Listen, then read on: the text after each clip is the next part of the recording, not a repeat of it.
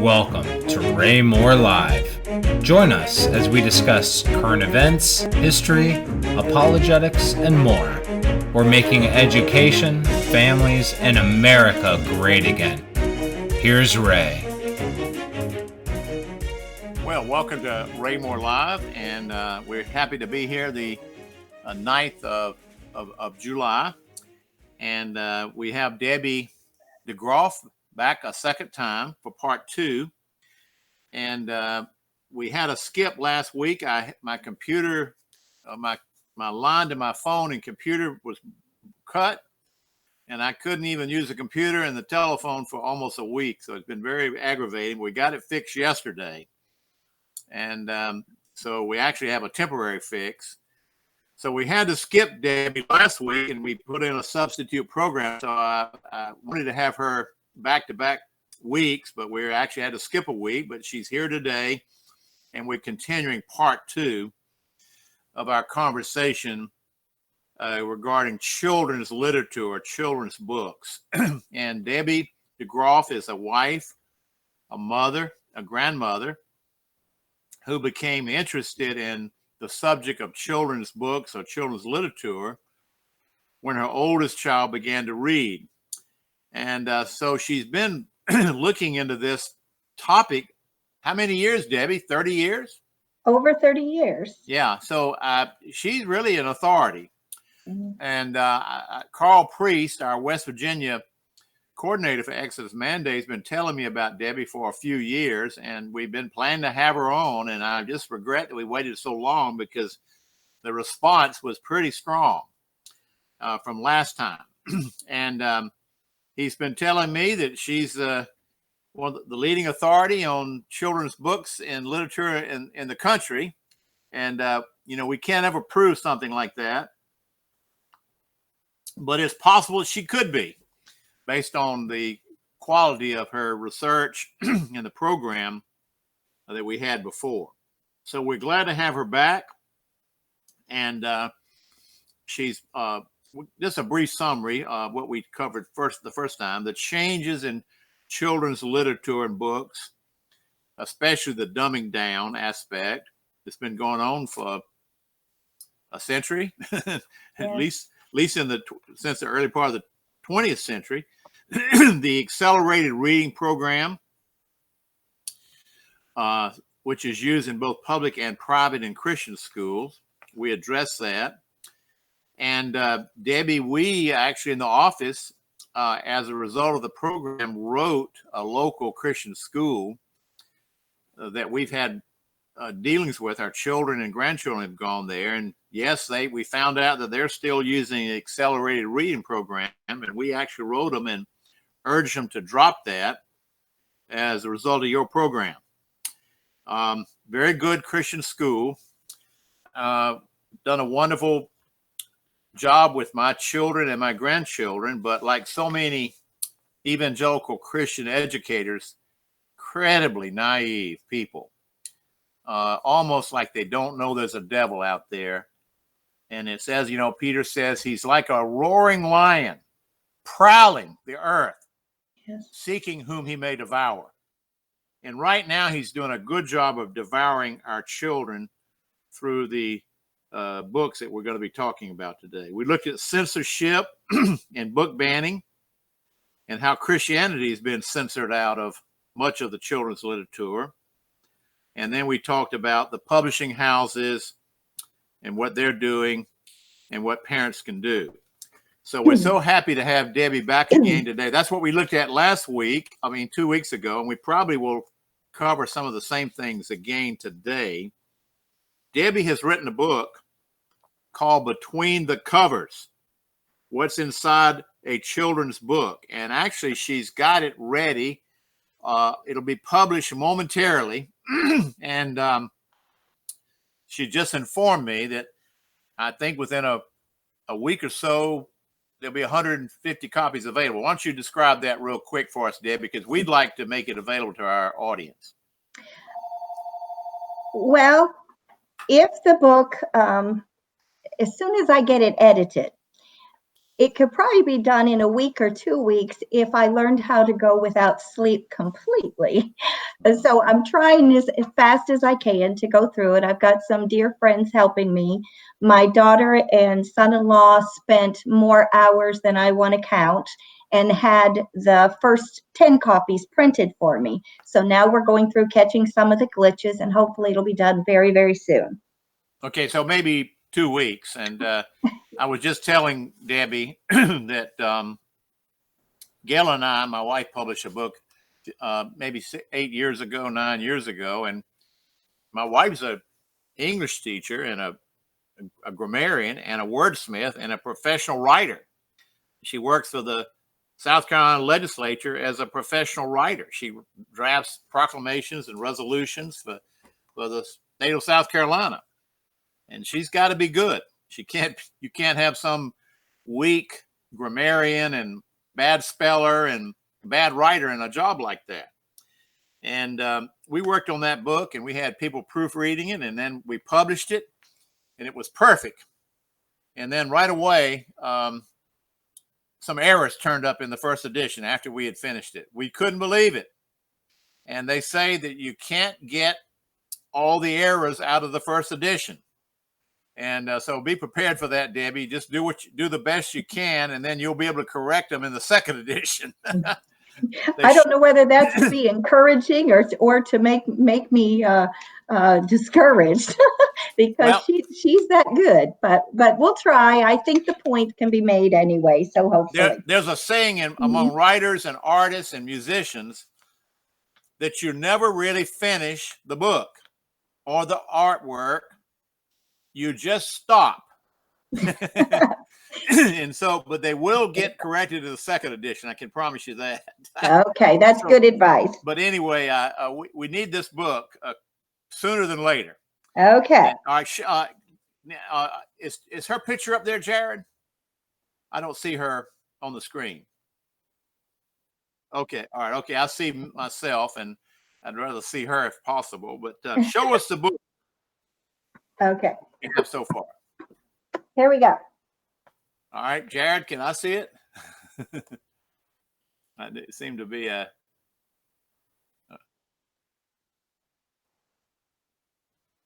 No, I don't see it. Okay, I'll just trust the Lord that it's up there. And, I know I know Debbie's there, and our viewers can see her and see her talk.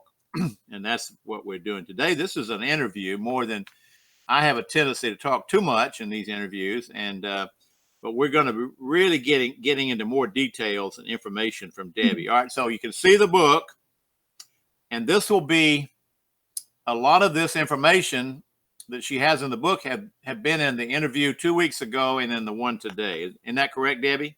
Yes. All right. Yes. All right. So you have a chapter in the book called Developing Youth Activists. Yes. Explain that to us. Okay. Well, I'm going to start, and you'll see a slide that has a math problem. And you probably wonder why I'm doing that, but I want to make a point to the adults. Children do not have all of the foundational information that you do. So, for example, a young child that has just learned his multiplication tables would think that the answer to that problem would be 20. An older person who has learned order of operations would know that you do the multiplication first, and the answer is 14. The point being, if there's a mistake or if somebody is propagandizing a child, a young child doesn't have that information to sort out the information as you do. So I want to encourage parents that when they look at a book, they need to look at that book through the eyes of their child. What will be the outcome in their child's mind when they finish reading it? So we're going to start with the next slide on books that show activism. And the books with activism themes, they're rife in libraries today. Some of them, and this is what has really surprised me, actually many of them, are marketed to toddler age children now, to toddlers who aren't even in school. And they don't have any basis to figure out whether something is valid or whether it's invalid. So once they get into school, the children are typically taught to think emotionally rather than factually. They don't have a good foundation of facts stored yet. And they're also taught persuasive arguments. When they're writing their papers, you can ask any English teacher today in grade school, the predominant type of paragraph writing that they teach the children are persuasive writing. So this is using emotional language to reach parents and other causes. For example, if you do not get me that pony, as Shel Silverstein wrote in one of his books, I'm going to die. Okay? And so this is emotional language. So the first book that we're going to deal with is called Brave Girl, which is on the next slide, Clara and the Shirtwaist Makers Strike of 1909. Now, keep in mind that these children have been trained to be social justice warriors. Now, once you're trained in something, you need a place to apply that knowledge. So many of these books open the doors for causes for these children. Now, this book, number one, look on the front cover, and you will see her arm raised. If you go to a library and even go to the preschool section where you have the picture books, you're going to see that fist that we're all familiar with very, very commonly. But the page says, so instead of carrying books to school, many girls carry a sewing machine to work. Now, in all honesty and fairness, at one time, there were some garment workers who did carry sewing machines to work. This was not across the board. A sewing machine like this would have weighed over 40 pounds. Now, what is the page inferring? Clara was 17 years old when she came to this country. This is based on Clara Lemlich, who already had socialist ideals when she moved from the Ukraine to this country. So by saying, instead of carrying books to school, many girls carry a sewing machine to work, you're planting in a child's mind that she is a mere girl, okay, that should be in school. So number one, you have a false idea that you're planting with the children. Okay, think about it. You had thousands of garment workers. Do you think all of these were carrying sewing machines down their tenement housing, traipsing all the way through New York in the snow with their sewing machines? Where would they have put them, the cases, in the garment factories? At the time this book was written, most of these factories already had industrial machines that made it where they could produce twice as much as they were producing before. So all I'm saying, I'm not talking about whether about communism. Let's put it that way. The issue here is, what are we trying to make a child think? I don't know the purpose of the author, but what will be the outcome of their thinking? Okay. Speaking of the social justice movement, it's permeating everything. Yes. And it's really a deadly movement. It's taken root in the Southern Baptist Convention recently through Russell Moore and others who are promoting it. And they pretty well taken control of some of the seminaries. And I was talking to a lady yesterday who's very much a specialist in some of these things. And she informed me that it's all through and permeates the Museum on the Bible in Washington, D.C., which evangelical Christians are really celebrating, because we've got our own museum in Washington where people can go and study the history of the Bible. And it's gotten tremendous celebrations in the conservative and evangelical media.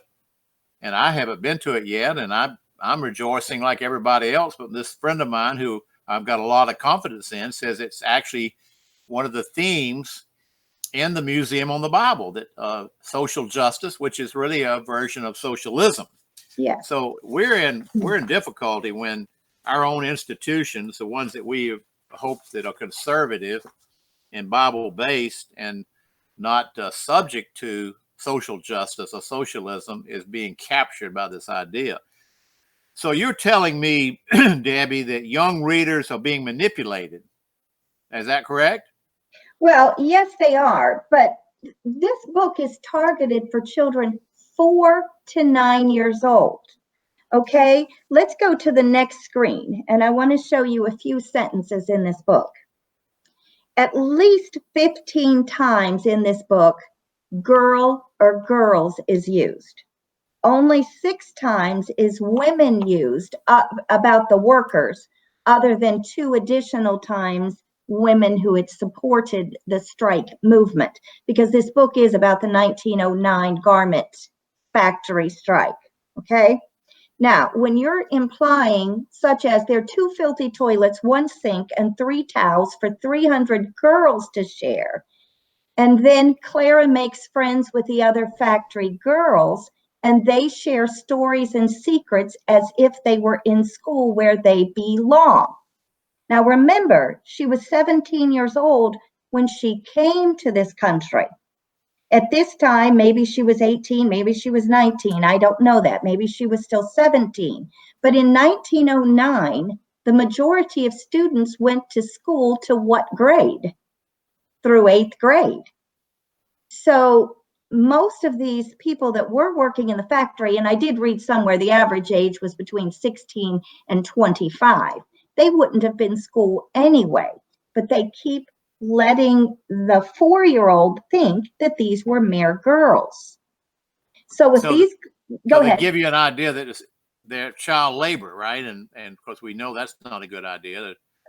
Well, not only the child labor, because you know as well as I do that there were some young children at that time. There were children as young as 12, some of them working. But what they're trying to do in this book, they're showing how they went on strike to get better conditions in the garment factories. And neither you nor I would disagree with the fact that many of these factories were abysmal. You know, that isn't the contention.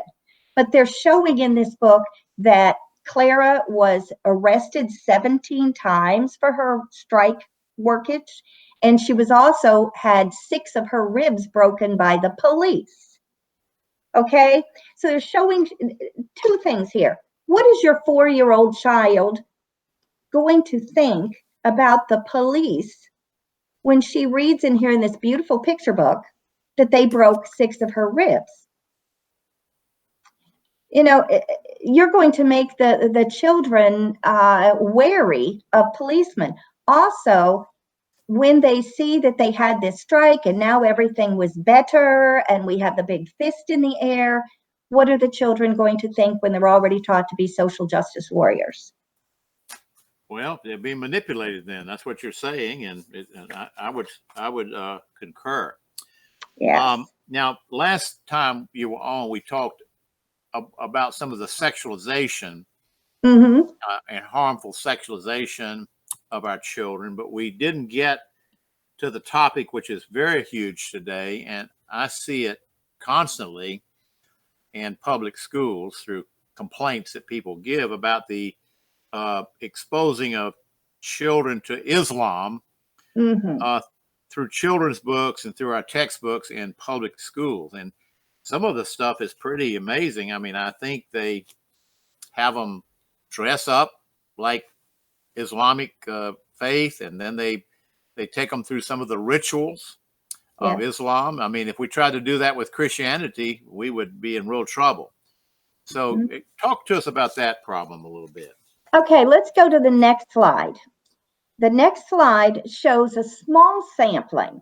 I mean, we could have screens and screens and have programs for 6 months just on the books that have these same type of themes for children. These books are not written primarily for Muslim children. These are for all children. And the themes are Ramadan, wearing the hijab, the interfaith movement, people coming into this country and staying illegally. And many of the books have to do with the Israeli-Palestinian relations. And again, as you can see from the screen, you can tell many of these books are for preschool children. So parents need to ask themselves a question before you start reading these things to your children or making them available to them. Do your children know enough about these issues to know whether they're being propagandized? Sorry. You really, really have to look at these books introspectively. It really is propaganda. I mean, think if we, they say they're just trying to teach historical diversity. But it really is propaganda, because we can't even teach Christianity from a historical perspective at all. It's not allowed to even be discussed or mentioned. And yet there is a deep propaganda for Islam. I mean, they dress up, they act out, they do plays, they learn the Quran. It's quite amazing. Let's go into it a little bit more. You've got some good information here about some examples of Muslim. Yeah, first of all, I can tell you from having done this for so many years that I can see that the playbook that is being used to groom the children in Islam is the same playbook that was used when they introduced all the LGBT. Okay, for example, if you have a Muslim family, they're perfect. If you had an LGBT family years ago in a preschool book, absolutely perfect, almost superhuman.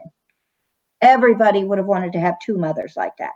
Okay, so we're going to start with the next slide, which shows a Muslim girl. Now, this one is just a character in this Lauren Miracle series. Okay, and you do have a common theme here. There's a little girl who's not one of the main characters, and she looks at Yasmin's hijab, and she says, "Is it new?" And Yasmin is pleased with that and says, "My cousin gave it to me." And the girl with the speech impediment, I'm going to read it naturally, says, "It's gorgeous. I wish I could wear a headscarf." Now, that's what you're finding in a lot of these books.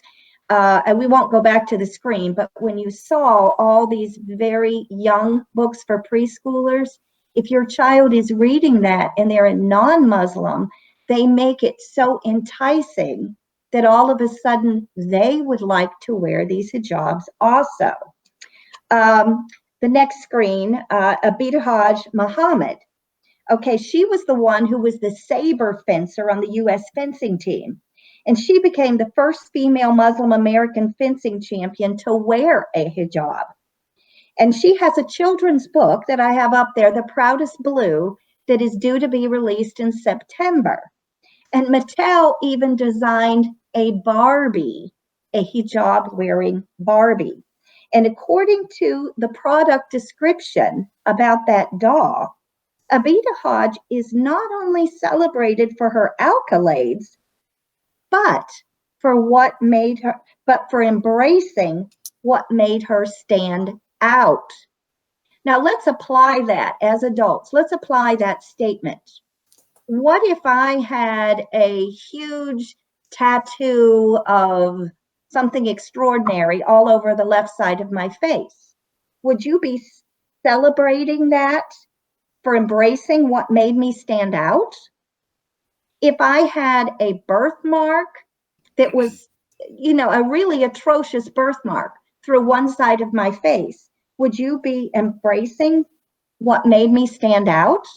Would that be what you would be celebrating? It doesn't make sense under any other application. Right now, we already have World Hijab Day, and I know you've already dealt with this. And this was started in 2013, and it was started by Nazma Khan, who moved here from Bangladesh when she was 11. And she says that growing up in the Bronx, basically, she was, ridiculed for wearing hijab. So she figured the only way to end the discrimination is if we ask our fellow sisters to experience hijab themselves, and thus started World Hijab Day, which is now celebrated in 190 countries.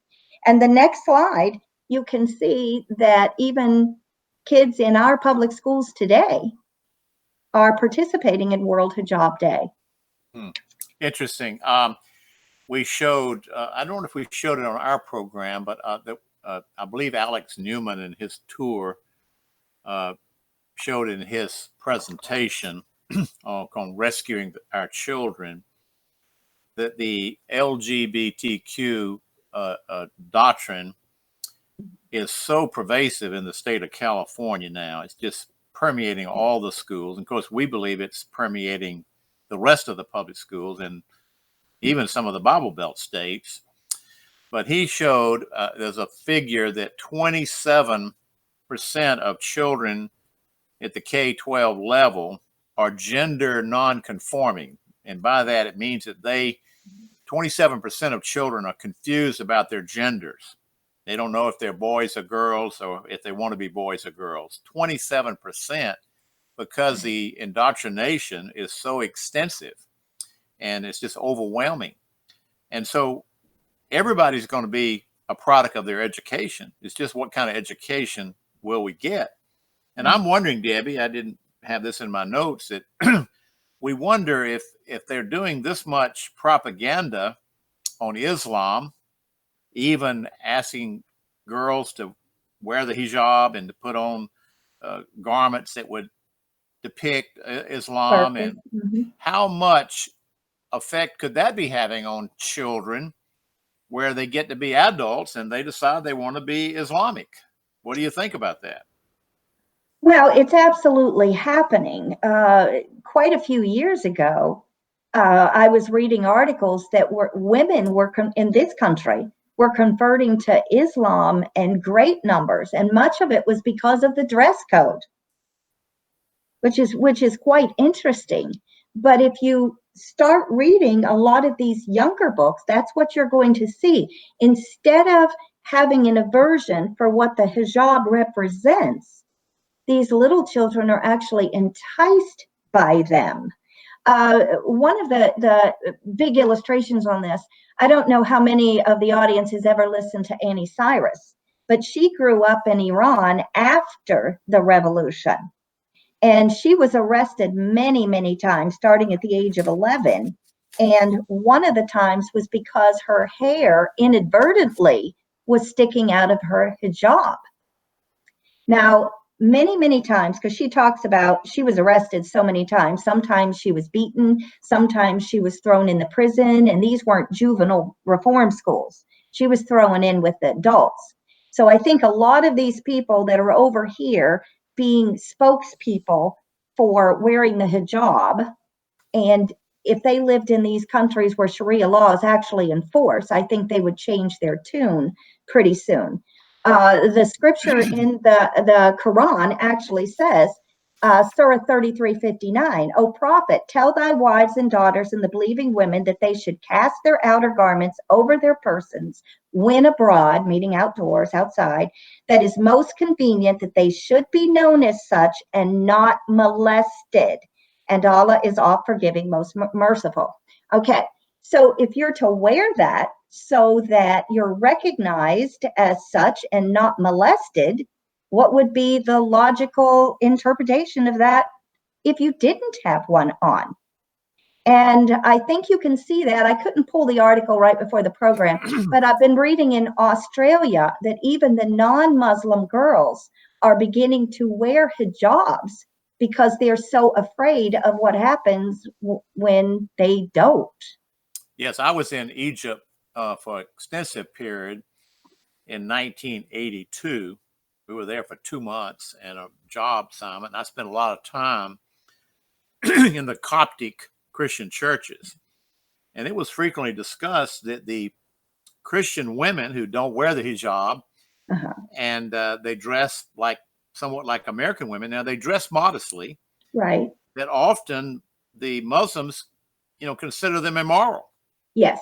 And, they also don't drink any alcohol. But, down through the history of the church, Christians sometimes will take a glass of wine or something like that at their meals. There's, that we do have people in the Christian church that believe in total abstinence, but many Christians do believe that you can have a glass of wine in moderation. And the Christians in Egypt, take wine sometimes with their meals or things like that, and they consider that immoral. So it's a very confusing situation because they don't wear the hijab in Muslim countries. Now, I don't know what's happening today. Maybe so pervasive that Christians are afraid to dress like normal women. Of course, we have a problem in the West that a lot of our women are immodestly dressed. And the Bible does call for modesty and dress for women, not to accentuate sexuality in their dressing. Right. All right, let's take a look. We do bring these things up from time to time with our ministry on posting Facebook articles. This problem of Islam in the public schools is a huge thing. Frankly, 2 weeks ago when we first had Debbie on, we thought we could cover everything maybe in one interview, but it was just not possible. So we divided the program into 2 programs to look primarily at the Islamic indoctrination as a separate item. Can you give me some other examples of Islamic indoctrination and the anti-Israel themes in our children's books? Yeah, the book on the screen now is called Amina's Voice, and this would be for your middle school age children. And this book is primarily gives the interfaith message. And I don't know how familiar everybody is with that, but I know that Sharam Hadian with Truth and Love Ministries, he has an excellent DVD that I think every Christian should watch, explaining the interfaith movement. Leo Homan, you're probably familiar with him. He is working on a book right now just primarily on the interfaith movement. So in this particular book, Amina's family, of course, is Islamic. Debbie, maybe you could send a link to those and we could put it out to our audience at a different time. Maybe not today. Okay, that would be good. Okay, but anyway, they belong to the local mosque and the Islamic Center. So the whole book deals with how wonderful, and that's their community and all of that. But at one point in the story, somebody vandalizes, terribly, the mosque and the Islamic Center. So the point of this interfaith message is that the Presbyterian Church opens the doors so that they can have the Quran recitation competition that they were planning, so that they can go on with that since they can't use their building. And they also open their lawn to have their carnival that raises money, actually for rebuilding the mosque. And it shows in here that you have a rabbi helping with all of this, and and the preachers, and everybody's just one happy family because you're just all alike. It's just like a different church on the corner. And so they have the imam, who they have to near perfection, like the pastor everybody would like to have. He even sits in the dunking booth at the carnival. So one of Amina's non-Muslim friends comes up and actually says, "You're so lucky to be such a part of such an amazing community." And they said the imam is so great. So you have to look at this in the light of the message that they're trying to get across. Is this reality? They are not addressing any doctrine whatsoever. So you can make a lot of points if you leave out most of the facts. So, and of course, a few years ago, President Bush, George Bush, the second one, made comments about Islam as a religion of peace. Well, we know that's not true. It has a very strong doctrine of jihad, which means holy war. Mm-hmm. Christianity doesn't have anything like that. We don't have a doctrine of holy war. Right. And so they believe it's okay to make war on Jews and Christians, and actually in some countries, actually throughout, they believe in, forced conversion. I remember when I was in Egypt again in '82, and I was not that familiar then with all the doctrines of Islam. And I remember in talking with the Muslims, and in Egypt, it has a very large indigenous Christian community. About 12 to 15% of Egyptians are Coptic Christians of some either Presbyterians, Brethren, or Coptic Orthodox. It's a high percentage of 15% of the population. And talking with some of the Muslim leaders, they said, well, they live in Egypt. They should be Muslims. And I remember thinking, well, they don't believe that. They believe in Jesus. They believe in God. They believe in Christianity. He said, well, what does that have to do with anything? They live in Egypt. It's a Muslim country. They must be Muslims. And see, we have a concept. It's what we believe. It's what we embrace. Yeah. It's our Savior. Our faith is personal. They don't have that concept. It's a concept of nationalism. It's as much a political belief as it is a religious belief. So that's coming into our country, and I'm just curious, Debbie, what more you might think about what we have to face in the future. What percentage of white middle-class Americans who have allowed their children to be indoctrinated in these public schools for decades, how many of them are going to be Muslims? Well, you're absolutely true. Now, one thing I do is I look at a lot of the school libraries across the country. So in Amina's voice, sometimes when I look at that, you can kind of get a feel for the message that's trying to be promoted. One of the schools districts that I looked up was the Nashville, Tennessee one. And you would be amazed at how many of the schools there have copies of Amina's voice. And keep in mind, you're probably, 8 to 12-year-old kids that are actually reading this story. Now, it's not very many years before these kids are voting adults. Okay, that's what we tend to forget. We think, oh, well, children, it doesn't matter. But these children grow up and they grow up with these ideas. The next book we're going to talk about on the next screen is called The Wall. And in this one, it says on the copyright page, it has a summary. And it says 13-year-old Joshua discovers that his world may not be as it seems, that his people may be aggressors rather than victims. Okay, they do not mention any of these terms. They do not mention Israel or Palestine by name. But even in the book descriptions, it says it closely resembles the West Bank. So you cannot read this book without knowing that you're talking about Israel and Palestine, basically. Okay, so Joshua, he learns Joshua would be the Jewish child or the Palestinian child by name.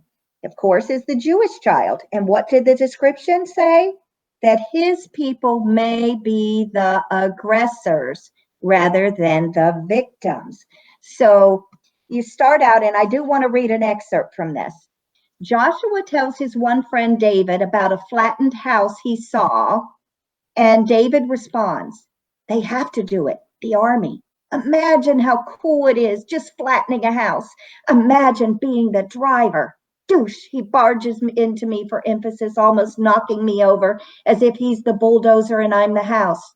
Sometimes I look at the soldiers, he goes on, and I can't wait until it's our turn. Can you imagine what it's going to feel like wearing the uniform, carrying a gun, and going over to the other side and having all those people everywhere scared of you, doing everything you tell them? And if anyone crosses you or messes around with you, doof, doof, doof, he pretends he has an imaginary rifle. It's the best army in the world, he says, and in a few years, we're going to be in it. You know how lucky we are. This is the impression you are getting of the Israeli side.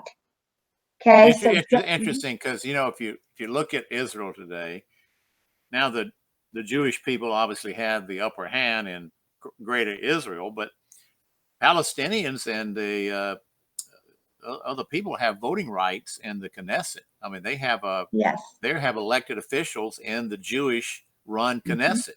Mm-hmm. But you wouldn't find any Jews that would have voting rights or suffrage in a Muslim land. In fact, they have been immigrating for years, leaving Muslim-dominated countries because they have no rights, and they're taking away Christian rights in lands where we've had strong Christian minorities. So this is and a lot of people don't understand how the system works. The way they conquer a nation is through migrations. If you look at the history of Islam, people forget that the Middle East was a Christian area until 900 AD. And Syria, Lebanon, Egypt, Tunis, North Africa, Turkey, they were all Christian. And the Muslims came in and migrated in, and then they dominated the politics and forced conversions. They were converted at the point of death. And so it's just absurd to see this kind of propaganda that goes on. I mean, I'm not saying that Israel is always perfect in the way that they have treated the Palestinians, but I'm not defending them. But they do have voting rights in parts of Israel where they live. Okay, let's see. You had something more about that. Elizabeth Laird's book. Yeah, a little. We'll try to cover that quickly because I realize time's seeping away quickly. Yeah, we are. Yeah, we are moving quickly. Yeah. Yeah. This, I am just going to sum up. They show an illustration in this book, A Little Piece of Ground, which is on the next screen, by Elizabeth Laird. They show that they are stopped at a not even at a checkpoint. They were just absolutely stopped one day as they were the Palestinian family, as they were going to their grandmother's to get the olives in. And they took all of the Palestinians out and made the adult men, and stripped them to their underwear and made them stand there in front of all the families and humiliated them. And what would a child think when they read this? What would they think? He said he saw his father's humiliation. So when the father came back to the car, he said, the little boy is sitting there thinking to himself, I would have fought back, he told himself savagely. I wouldn't ever let them do that to me. But he knew his father had no choice. He knew he would have been forced to bear it too. Now, the interesting thing is that Haymarket Books is the publisher of this book. And Haymarket is a distributor and publisher, a project of the Center for Economic Research and Social Change. And they were the ones basically who published BDS, Boycott, Divestment, and Sanctions, The Global Struggle for Palestinian Rights by Barghouti. And Zippin called Barghouti a disturbing individual who believes in the eradication of the state of Israel. Okay, so there's a lot of connections if you start looking at these books. But I would recommend, these books are short. I would recommend that parents go to their libraries, check these out, and actually read them for yourself. Okay, let's go. We are running out of time, and I do want to have a little time for questions. Let's talk a little bit about the publishing houses and what's happened to them, because some of our once great Christian publishing houses have been bought out. And you mentioned that. I'd like to take a look at the problem with, HarperCollins, Thomas Nelson, Zondervan. They were once wonderful, strong evangelical publishing houses. Let's discuss this problem a little bit. Okay, well, let's go back to slide 12, okay? Okay. And I'm just going to explain what I had brought up is I'm always asked, well, what do we do? What about these publishing companies? Number one, parents do not understand the egregious content of these books, whether it's sexual, whether it's profanity, or whether it's propaganda.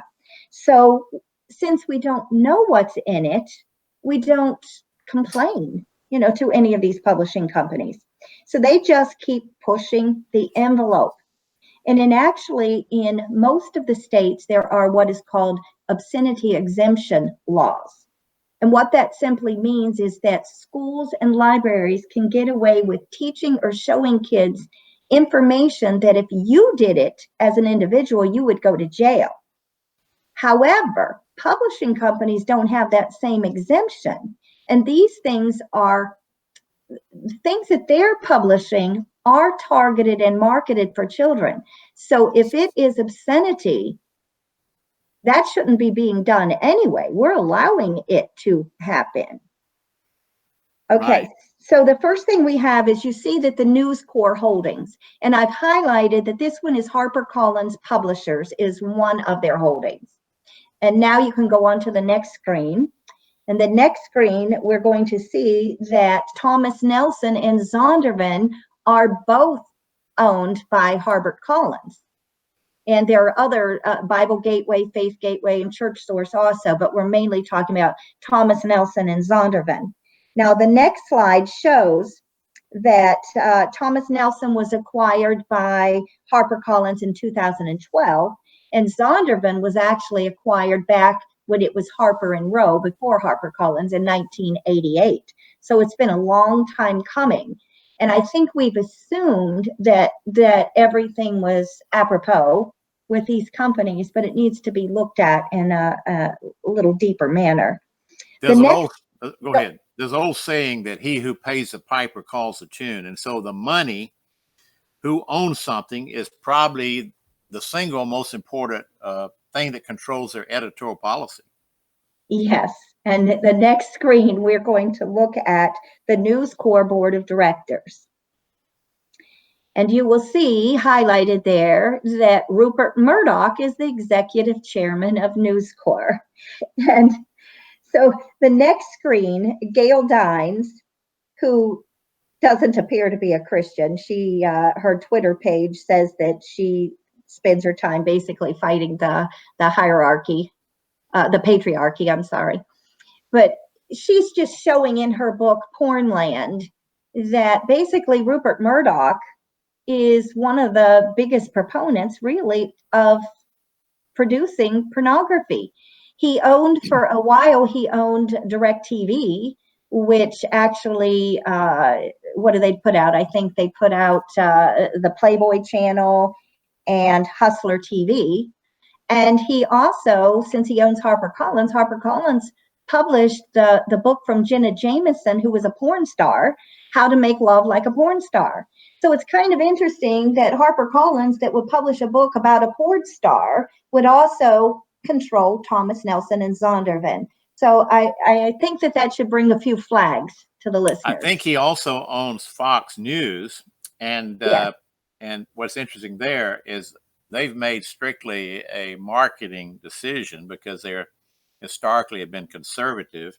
Right. And so they allow Hannity, Laura Ingraham, Tucker Carlson, who are very, very conservative, to have programs because it's money making. And if you look at Fox, they have about 5 million. They're number one of all the cable news channels.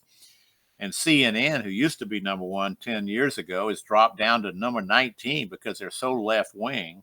Mm-hmm. But there's a lot of anxiety that he's going to allow that to be changed before the 2020 election because they're so pro Donald Trump. And I saw on the news yesterday that even Donald Trump is complaining now about Fox News, that they could be switching their editorial position. And so who the owner is very, very important. And a lot of these Christian ministries are capitulating because of funding. We know in the social justice movement that some unsavory foundations are putting money into evangelical colleges and seminaries and buying them up indirectly. They're putting enough money in, they control the editorial position. So some of these Southern Baptist seminaries are actually putting in social justice departments because they're getting money. So Christians are just, sometimes they're so gullible and naive, not understanding who owns something. Right. And that is the most critical thing. And so you're telling me that Thomas Nelson, Zondervan, HarperCollins, they basically are owned by the other side right now. And it's really showing up in our books. Yeah, and I didn't mean to be just targeting. Yeah. I had just mentioned News Corps the other day, and I was asked to follow up on that.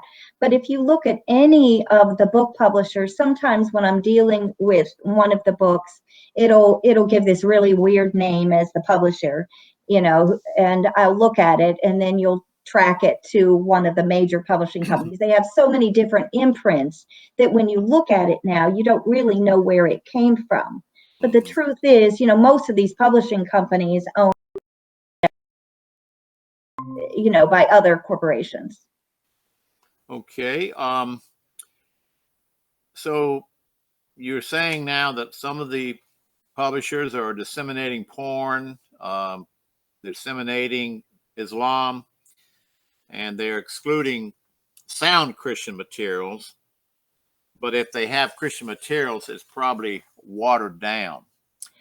All right, we still have about 10 minutes, and let's see if anybody's got a question for Debbie or a comment they want to make, because we've had her on for 2 programs, and we'll be making her book available once she gets it done, and it's an important book, Debbie, because this is a problem that's sort of gone under the radar for Christians. They just sort of make assumptions. Jared, could we put up a couple of verses? Let's put up 2 Corinthians 6, 14 to 18. Let's look at that. Christianity teaches a doctrine of holiness or separation from evil. And so parents, churches, Christian schools, homeschool co-ops have a responsibility to isolate, I hate to use that word, but to separate from unholiness and teachings that are harmful to children. So if you're in the sound of my voice, you don't have the permission, you don't have the freedom to let your children be exposed to these things. You're not being a good parent if you are. All right, do you have that text up there yet, Jared? Second, okay. All right, this is a very important text on separation. And, it says, be separate, come out from among them and be separate, and touch not the unclean thing. And Debbie's been telling us about a lot of unclean things that are going on in the public schools and in the libraries through children's literature. And so we are required to not allow our children to be exposed to these things, because it harms them. It changes their worldview. It gives them it corrupts their morality, their innocence, particularly at young ages. Put up the verse Philippians 4:8. Philippians 4:8. And this is Paul talking to the Philippian Christians and the importance. Do you have that up yet? Okay. He says, finally, brethren, what things are true, what things are noble, what things are just, what things are pure, whatever things are lovely, if there be any virtue or anything praiseworthy, meditate or think on these things. So we're to concentrate on God's word. It's a holy book. It's a pure book. And we're to concentrate on books, literature, and information that lifts us up in a way of virtue and not drags us down in a way of unholiness. Okay, let's see. Debbie, let's see if we have some questions. We still have about 10 minutes. You have something you want to say in closing before and we'll see if we have any comments or questions from our audience. I assume we have some people on here today. Yeah, I see about 4 or 5 people that are listening in. Okay. The main thing I would want to address is I'm more concerned about the Christian parents when I'm talking about the books. Somebody that is, say of an AOC or a Kamala Harris viewpoint is different from ours, okay, just to put it mildly. And so they might like these kind of things. But a Christian whose foundations are based upon the Bible they're not looking at these books for their children. They're assuming somehow books are considered neutral. And so it's those Christian parents that aren't aware that their kids are devouring the same types of things that I'm talking about. And nobody's discussing it with them. Those ideas are planted in the child's head, and there's nobody there to refute it, whatever they're thinking. And so that's my concern. I want parents to start reading things, hopefully before their kids do, but at the very least with them so that they can address some of these issues. There's a lot of times that I'll take erroneous information and use it as a teaching moment with my children, which are grown now. My husband, another illustration, he found a history textbook for grade schoolers, and it had a number for a population that was so erroneous it would make you laugh. But do you think a child knew that? When you take a textbook and you say, that the earth is billions and billions and billions of years old, and the next one will say something is 1.8 million, and the next thing is 1.4 million. Can you do that? I mean, do you have a 4 million year license to be wrong? If I said that my husband was 40 years old and he's 65, you'd call me a liar. But somehow they're allowed to use any numbers, anything they want, and it's okay. And Christianity is covered a lot in children's books, a great deal. But it's always in a light that by the end of the book, you would never, ever want to be a Christian. It would be the worst thing that you could ever do. Whereas when you read a book that has a theme about Islam, it's where can I sign up? Right.